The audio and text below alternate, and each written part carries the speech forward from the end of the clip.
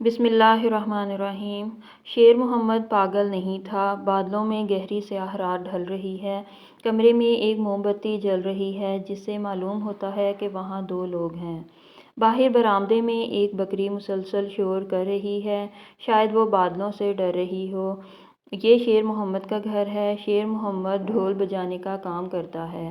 اس کا 3 سال کا ایک ہی بچہ ہے جو اس وقت تیز بخار میں جل رہا ہے۔ بیوی سخت بے چین ہے اور شیر محمد سے بار بار کہے جاتی ہے کہ وہ بچے کو حکیم کے پاس لے چلے۔ پچھلے ہفتے بھی اسے بخار ہوا تھا اور تب بھی حکیم کی دوا سے آرام آ گیا تھا، مگر شیر محمد نے ابھی تک اس دوا کا ادھار بھی نہیں چکایا تھا۔ وہ مسلسل سوچ رہا تھا کہ اب کس سے ادھار مانگے۔ ذہن میں کئی نام آتے تو تھے مگر وہ انہیں جھٹک دیتا۔ پیدائشی غریب تھا مگر یوں کسی سے ادھار مانگنے کی نوبت نہ آئی تھی۔ دیوار پر بندھا ہوا ڈھول لٹک رہا تھا، وہی ڈھول جو اس کا باپ اور دادا بجاتے آئے تھے۔ بچے کو چارپائی پر لٹایا تھا، ماں اس کے سرہانے اور سامنے کی چارپائی پر ایک طرف وہ خود بیٹھا تھا۔ بیوی کی ضد جاری تھی کہ وہ کہیں سے پیسوں کا انتظام کرے۔ بستی میں عنقریب کوئی شادی بھی نہیں تھی۔ شیر محمد کے جی میں نہ جانے کیا آیا، وہ اٹھا اور دیوار سے ڈھول اتار کر اپنے سامنے رکھ لیا۔ پھر اس کی رسیاں کسنے لگا۔ میرا بچہ تڑپ رہا ہے، اس کی بیوی روتے ہوئے بولی۔ شیر محمد نے کوئی جواب نہ دیا بلکہ رسیاں کسنے کی رفتار تیز کر دی۔ وہ رسیاں کستا پھر ڈھیلی کر دیتا، ساتھ ساتھ اس کی بیوی کی تکرار اور بچے کی آہ و بکا بھی جاری تھی۔ تھوڑی دیر کے بعد بادل بھی گرج اٹھا۔ شیر محمد سر جھکائے رسیاں کسنے اور ڈھیلی کرنے میں مصروف رہا۔ کچھ دیر بعد بچہ سو گیا اور شیر محمد کی بیوی بھی اپنے بچے کے ساتھ ہی لیٹ گئی۔ شیر محمد اس کے بعد بھی کافی دیر تک رسیاں کستا اور کھولتا رہا۔ صبح ہو گئی، بچے کا بخار ابھی تک کم نہیں ہوا۔ ماں نلکے سے ٹھنڈا پانی نکال کر اس کی پیشانیوں پر پٹیاں باندھ رہی ہے۔ شیر محمد بچے کی چارپائی کی زیریں طرف بیٹھا ہے۔ دروازے پر دستک ہوتی ہے، وہ اٹھ کر باہر جاتا ہے۔ دوسرے گاؤں سے لوگ ہیں۔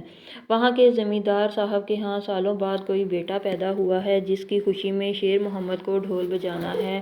شیر محمد اس دعوت کو نیک شگون سمجھتا ہے اور تیز قدموں سے واپس آتا ہے۔ بیوی کو بتاتا ہے تو اس کے چہرے پر بھی خوشی کی لہر دوڑ جاتی ہے۔ پیسے آنے والے ہیں، بچے کی دوا آ جائے گی، گھر میں دوبارہ سکون ہو جائے گا۔ شیر محمد اپنے بچے کی پیشانی کو چومتا ہے جو آگ کی طرح سلگ رہی ہے، ڈھول اٹھاتا ہے اور نکل جاتا ہے۔ زمیندار صاحب کا گھر پوری طرح سجایا گیا ہے، اور کیوں نہ سجایا جاتا، آخر ان کے لاڈلے نومولود کی خوشی تھی۔ شروع ہونے میں ابھی کچھ دیر ہے۔ شیر محمد کا جسم تو ساتھ ہے مگر دل شاید بچے کی پیشانی میں ہی چھوڑ آیا ہے۔ آخر تقریب شروع ہوتی ہے اور وہ ڈھول پیٹنا شروع کرتا ہے۔ یہ اس کا آبائی پیشہ ہے اور جب وہ ڈھول بجاتا ہے تو محفل کا رنگ ہی بدل جاتا ہے۔ شیر محمد نے آج بھی 4 چاند لگا دیے ہیں۔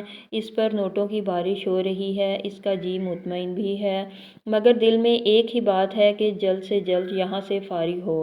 لیکن زمیندار صاحب کے گھر بھی بڑی خوشی ہے، جلد فراغت کا کوئی موقع نہیں۔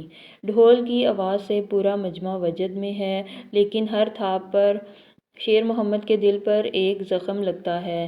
کس قدر عجیب ہے یہ منظر کہ آدمی کا پیشہ اس پر حاوی ہو چکا ہے۔ تقریب جاری رہی، پیسوں کی برسات بھی چلتی رہی اور دن بھی ڈھلتا رہا۔ جب سپہر ہو چکی اور شیر محمد کو پھر بھی گھر جانے کی کوئی صورت نظر نہ آئی تو اس نے اس طاقت سے ڈھول پیٹنا شروع کر دیا کہ جیسے وہ ڈھول نہ ہو بلکہ کوئی بند دروازہ ہو جس کے پیچھے اس کا کوئی پیارا قید ہو۔ شیر محمد کی اس ادا پر مجمع مزید وجد میں آ گیا اور پیسوں کی بارش شروع ہو گئی۔ آخر کار شام ہوئی۔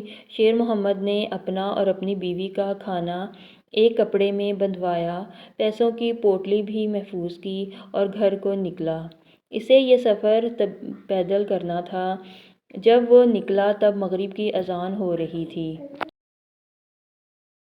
ڈھول اس نے کمر پر باندھ لیا تھا اور گھبراہٹ میں تقریباً بھاگتا ہوا آ رہا تھا۔ آخر وہ اپنے گاؤں میں داخل ہوا۔ بھاگتے ہوئے جسم کے ساتھ ڈھول جب اس کی کمر سے ٹکراتا تو ایک عجیب آواز پیدا ہوتی۔ شیر محمد عشاء کے وقت اپنے گاؤں میں داخل ہوا تھا۔ یہ آواز بھی اس کے ساتھ ساتھ گلیوں میں سفر کر رہی تھی، ایک گلی سے ہوتی ہوئی دوسری گلی میں جا نکلتی۔ یہ آواز شیر محمد کی چاپ تھی، یا شاید وہ ڈھول شیر محمد کے وجود اور اس کی تمام حدود کا اثبات تھا۔ بھاگتا ہوا اپنی گلی میں داخل ہوا تو بیوی دروازے میں سر جھکائے بیٹھی تھی۔ شیر محمد نے اس کے کندھے ہلائے تو اس نے چہرہ اوپر کیا۔ گالوں پر کتنے ہی آنسو سوکھ چکے تھے۔ شیر محمد تیزی سے اندر داخل ہوا۔ بچہ چارپائی پر لیٹا تھا۔ جلدی سے اس کے پاس آیا، دیکھا تو بچہ مر چکا تھا۔ شیر محمد نے ڈھول کمر سے اتار کر سامنے رکھ لیا۔ اتنی دیر میں بیوی بھی اندر چلی آئی اور چارپائی کے پاس کھڑے ہو کر بین کرنے شروع کر دیے۔ شیر محمد نے سارے پیسے بچے کی لاش کے پاس رکھ دیے۔ بیوی بین کرتی جاتی ہے اور شیر محمد ڈھول کی رسیاں کس رہا ہے۔ جب ساری رسیاں کس لیں تو اپنے مکان کی چھت پر چڑھ گیا اور زور زور سے ڈھول بجانا شروع کر دیا۔ رات کے شاید 11 بجے تھے۔ ڈھول کی آواز سن کر ایک ہمسایہ جاگ اٹھا اور کسی سے پوچھنے لگا کہ یہ ڈھول کہاں بجتا ہے۔ جواب میں ایک آواز آئی، سو جاؤ، شیر محمد پاگل ہو گیا ہے۔